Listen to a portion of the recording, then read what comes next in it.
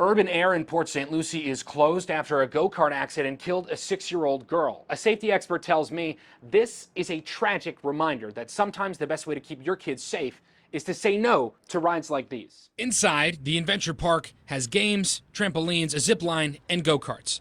Police say Saturday night a 6-year-old girl riding with an adult was hit by another go-kart.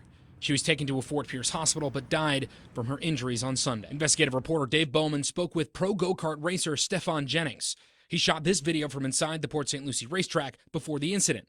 He says he noted areas of concern. Switch out the tires.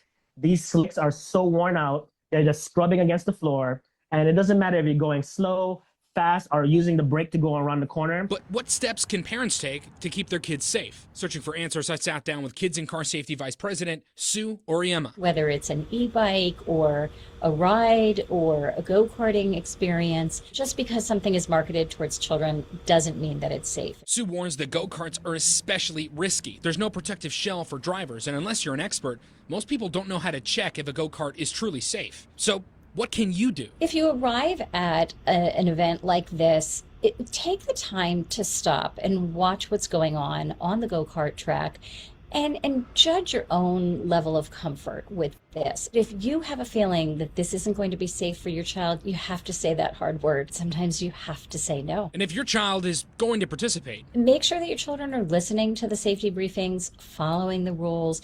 Don't be afraid to raise your hand. If you see that your child is out on that track and not safe, don't be afraid to raise your hand and tell the person in charge that this needs to be stopped and my child needs to come in. There's still a lot we don't know about the tragedy in Port St. Lucie. We've asked both the Department of Agriculture and the amusement park for comments, and we'll keep pushing for those answers. In Port St. Lucie, Michael Hoffman, WPTV News.